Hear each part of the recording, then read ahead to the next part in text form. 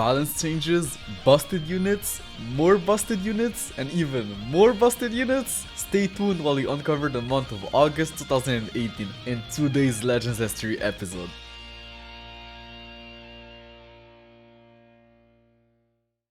The month of August started with a new story event, where we could get Z power of the Red Extreme Android 19, which was definitely good, since the Android team was genuinely one of the best teams in the game with the recent release of Android 17 and 18. That new story event also came with some new equipments. The bronze equipment gave base strike attack, blast attack, and special move damage, but each slot also reduced your health, so it was kind of like a double-edged sword kind of equipment, and probably only good on Hard Virus Goku, since he was like the glass cannon unit. One of the silver equipment could only be used on Vegeta's cards, and it gave blast defense, base strike attack, and special move damage. So this was clearly made for the red spark in Vegeta. The other silver equip was for Android tag units, and it gave them base strike defense, blast attack, and health. So definitely a good equipment. The gold equip was also for Android tag units, and it gave them base strike attack, base key store recovery speed, and additional damage against Super Saiyan characters. And I'm pretty sure Broly, who was still very dominant in PvP, had a Super Saiyan tag. So this was huge for the Android team. We then the same day had the first ever character balance changes. That update gave us so much hope at the time. Like, we genuinely thought that Dragon Ball Legends was just going to be the greatest mobile game to ever exist. Like, I've personally never seen something like that in a gacha game before. They basically took the top 5 least used characters in PvP of each rarity and straight up just buffed them. Like, straight up. You didn't have to grind anything. You just had to level up your characters to a certain class, which you probably already had done anyways, since those were old units for the most part. Like, those buffs were essentially just given for free, and some of them were actually pretty significant too. Pan got a new unique ability, giving her whole team an additional 30% damage for 25 timer counts from the start of battle. Like, that's pretty huge. Like, 30% damage to the whole team? Like, she was now an actual proper support type unit, and I do remember her being pretty damn good once they started buffing her tags. Ginyu got a new unique ability, giving him 40% strike damage for 30 timer counts from the start of battle, which was also huge because that guy really liked damage. Like, I do remember that buff pushing the Ginyu Force team a little bit. One hand Spirit Bomb Goku got a new unique ability, giving his blue cards an additional 80% damage after 2 of his allies were defeated. This was just insane, since like I already said previously, his blue cards were literal nukes, bro. So them getting even more damage was just crazy. Turles got a new unique ability, giving him 30% damage reduction for 35 timer counts from the start of battle, which was huge since the guy was pretty squishy. So this definitely made his green card more valuable since it restored health, and they also buffed the Vanishing Ghost recovery speed from his green card. It went from 30 to 50%. Like, nothing crazy, but combined with his new unique ability, yeah, it was good. So that guy was basically a tankier purple Vegeta now. Cooler got a new unique ability, giving him 25% blast damage per defeated enemy when he entered the battlefield, which meant that if you switch that guy in at the end of a fight, he could get up to an additional 50% blast damage, which was a pretty significant buff. But he obviously had to defeat enemies for that ability to do anything. So the biggest buff was actually to his green card. It now destroyed 3 arts cards instead of 1, and decreased the enemy's arts card draw speed. Like, bro, destroying 3 cards or reducing card draw speed was like a nasty combo. Android 19 and 20 also got some pretty significant buffs. Like, their green card lasted longer now, so it was actually easier now to absorb like a Ki Blast attack with them. And their Ki Blast absorption cover change could now be used 2 times in a fight instead of just once. So actually, like, yeah, that that was actually pretty good. And all of that was free. Like, think about it. We also had a new Scout Battle event for the Hero Green Gohan, and with how limited the Hybrid Saiyan tag was, he was one of the only units in the game buffing that tag, so I guess you didn't have much choice but to farm him if you wanted to build like an actual Hybrid Saiyan team. We then had the update 1.11.0, the update that added the second part of the story event, increased the maximum equipment storage from 200 to 250. Skip tickets can now give you EXP, which was definitely huge combined with the changes that they made to the Cyberman bonus battle events. The first chapters now costed 1 energy instead of 5, and the second chapters could now be played for an unlimited amount of times, meaning you could now easily level up characters using skip tickets on the bonus battle EXP event. A couple of days later, and they fixed some bugs, with one of them being pretty interesting. Apparently, if 2 players were facing each other, and that one picked Trunks as their first fighter, while the enemy chose Frieza as their first fighter, the battle just wouldn't start, and the game would crash. Which is actually pretty interesting, like Frieza and Trunks. Yeah, 2 days later and we got the first scout battle for an extreme character, Android 18, and she had the potential to be a very good bench unit in the future. Her Z ability gave max health to the female warrior tag, so just like EX Raditz, she was going to be a staple on that team. We also had the 6th space-time duel at the same time, and it also gave Z power for Green 18, as well as a new gold equipment for Android's characters. It buffed their critical rate, base blast defense, and base strike attack. So yeah, a decent equipment. Like bro, they buffed that tag so much in the past week, it's just crazy. Another 2 days later, and it was time for a new Legends Rising banner, introducing 4 new characters. The new Green Bardock was just phenomenal. He was a melee type unit, his first unique ability gave him additional strike damage for each killed enemy, and more strike damage if 2 of your allies were dead. And his Z ability gave strike attack to units of the same tag. So this was already very good. Like a strike unit that actually has multiple strike damage buffs. Then his second unique ability gave him additional key recovery when you had another same tag unit on your team, which I guess was good. His green card then gave him 50 key and cleansed him of all of his debuffs. So a very good green card to have on an offensive unit. But what really made him absolutely cracked was his main ability. It basically stopped enemies from switching for 10 timer counts and gave him even more strike damage. So you could generally just lock up one of your enemy's blue character and they were pretty much dead. Like literally there was nothing they could do. They were just cooked, bro.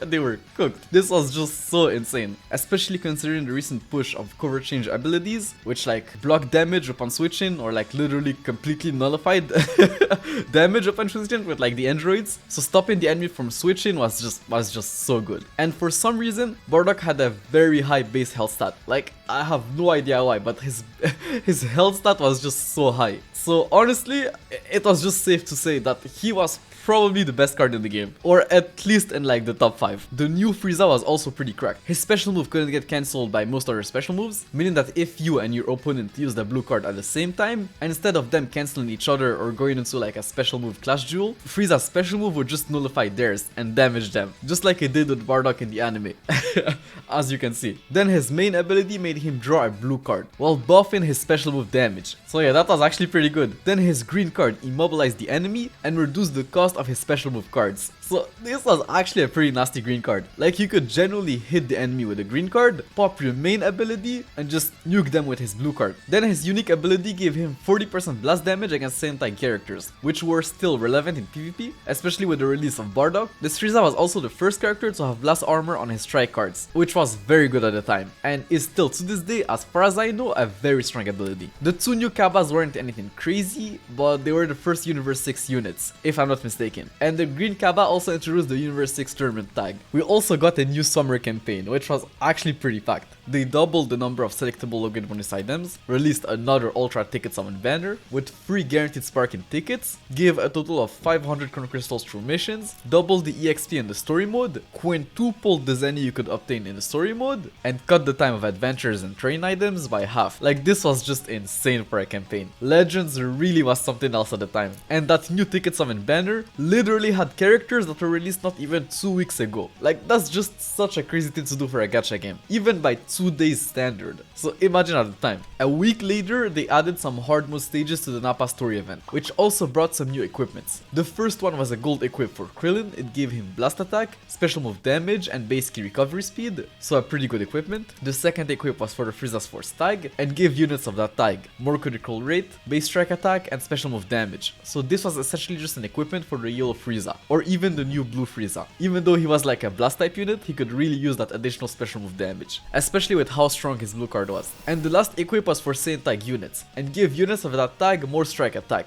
critical rate, and base key recovery speed. So clearly an equipment for a new Bardock, clearly. 5 days later, and it was time for a new banner, introducing 3 new characters. Super Vegeta was genuinely ridiculous. He was a range type unit with very decent stats. Like his unique ability gave him blast damage depending on the amount of time he was out on the battlefield, the longer the better, and I genuinely thought that this was a mistake the first time I saw that part of his kit, because after 15 timer counts, that guy had 70% blast damage. 70%, bro.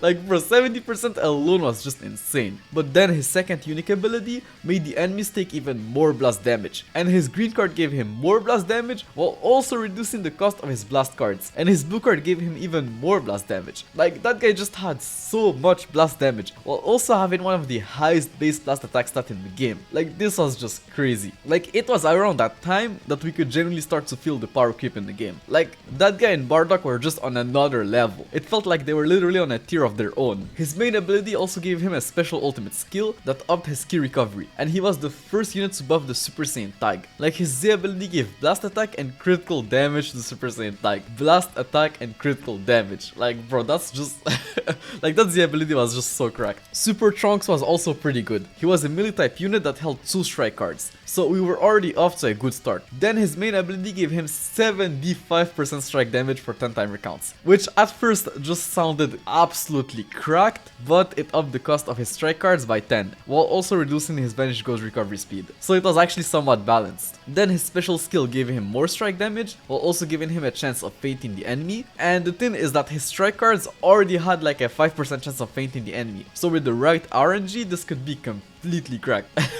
Then his first unique ability debuffed the enemies, making them take even more strike damage once he enters the battlefield. And his second unique ability gave him ki recovery when an allied Vegeta was defeated, but he didn't really synergize that well with like any Vegetas we currently had in the game, even the new one, since they were quite opposite units. And his Z ability actually buffed the Hybrid Saiyan tag, like it gave Hybrid Saiyan units strike attack and critical chance, but the Hybrid Saiyan tag was actually starting to look like a real tag now. It just needed like 1 or 2 more top tier units to really just make that tag like an actual like top tier team. Extreme Android 17 wasn't anything crazy, like he could have had some use as a bench unit on the Android team, but his tag buffed the red type and not the Android tag, so I guess you could use him on a mono red team, but like I already explained earlier, that team wasn't really anything crazy. This new banner also introduced a new training item, Silver Bells, which was just straight up the new best training item in the game, and the banner gave you 10 of those every multi, so with how good Super Vegeta and Trunks were, that banner was definitely worth summoning on. They also revamped the whole training system, like the training items now had reduced training times while also giving more EXP, which was definitely a necessary change with the amount of characters they've been releasing. We then had the 7 space time duel that same day. This one gave Z power for the red Extreme Vegeta, who actually got a scout battle that same day, so it was clear that they were trying to push the mono red team, especially since the new equipment was for Trunks, and it gave him base ki recovery speed, blast defense, and strike attack, so definitely pretty good for the red spark in Trunks. A couple of days later, and they released the top 30 of the most used characters in PvP, and as you can see, the top 5 were pretty much who you would expect: Piccolo, Android 17, Bardock, Broly, and Super Saiyan Goku. I guess Piccolo really was just that good, and I'm sure Super Saiyan Goku was just there because many of the top players had him with multiple dupes, and that Bardock Saiyan team was just so cracked.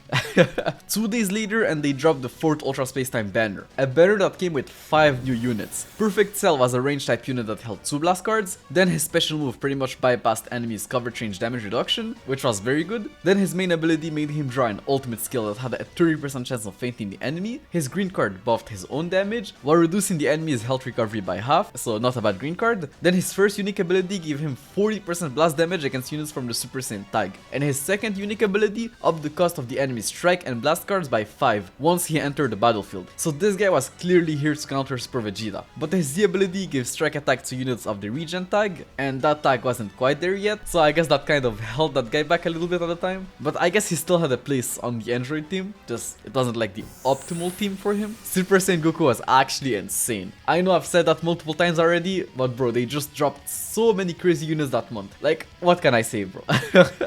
This new Goku was a support type unit, and he had a very interesting blue card. His blue card had a built-in counter mechanic, meaning that if you timed his blue card correctly, Goku would actually do the Instant Transmission Kamehameha and counter whatever move the enemy was about to make. But thankfully it reduced your Venshin Ghost to 0, so it wasn't like broken beyond belief, like it was still extremely strong, just not absolutely broken.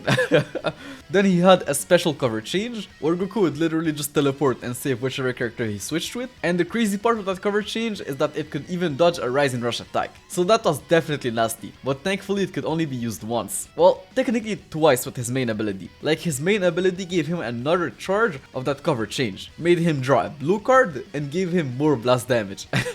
So yeah, that main ability, just for the additional cover change charge alone, was pretty strong. Then his green card gave him more blast damage and ki recovery, so that was good, and his second unique ability gave strike damage to Gohan allies. This wasn't something you could really utilize at the time, but it didn't take long long for that part of his passive to just completely break the game. Then his Z ability gave green characters strike and blast attack during battle, so you can guess that this was pretty cracked on Bardock's sane team. Honestly, that guy was probably just the new best unit in the game, which was just crazy. Like, they literally released 3 best unit in the game contenders in the span of a month, bro. A month. I don't really remember the new Extreme Second Form Cell being anything good though, nor the Hero Cell or Cell Jr., but having those cards in game was, I guess, still cool. They also updated the shop with a new starter pack, this time including Z power of the new Goku. Those were generally not really worth it from what I remember, since it included some pretty old Sparkings, but this time around, it introduced not only one of the new Sparking unit, but the best one on the banner, and arguably just straight up the best unit in the game. So if you were ever going to spend money on that game, that was the pack to spend your money on. We also had another Ultra Ticket Summon banner with free Sparking tickets, so you could potentially get the new Goku for free. Like, bro, just how crazy is that? Even though the power creep was starting to get out of control, at least the game was generous. Like, genuinely, what happened to that game? Free Sparking tickets, like literally pulling the free Sparking unit just like that, bro. The new unit, bro. The unit that just came out, you got it. You could get it for free, bro. You could get 2 copies of that unit for free if you're lucky enough. Like, just that's crazy, bro. That's just crazy. Then we had the update 1.13.0, which added some pretty significant quality of life updates. Like, it added the rematch option, the ability to use multiple skip tickets at the same time, and the auto mode. Crazy to think that those things weren't a thing at some point in time. Like, they got introduced into the game so early on that, to me, it felt like they were always there. I barely remember what it was like to play Legends without any of those features. The month ended with a new story event, where we could get Z power of the Extreme Android 20, and a new story event also meant new equipments. The first equip was just a regular bronze equip, and it gave strike defense, blast defense, and base health, so clearly something meant for a tank. The second equip was for units of the Vegeta's clan or family, and it gave them blast defense, strike defense, and base key restore speed, so this was clearly an equipment for the Red Super Saiyan Trunks and Red Super Saiyan Vegeta. The third equip was for units of the Super Saiyan tag, and it gave them special move damage, base strike attack, and blast attack, so this was good on all of the new Super Saiyan units. The last equip was for Android tag units, and it gave them blast attack, more crit chance, and additional defenses against Super Saiyan units, which I guess made sense. The 2 best tags at the time were the Saiyan and Android tags, but with all of the recent crazy Saiyan units they released, they had to give something to the Android tag, I guess, to keep things balanced. Now, this is it for today. In the next history video, we'll go over the release of the long-awaited Super Saiyan 2 Gohan.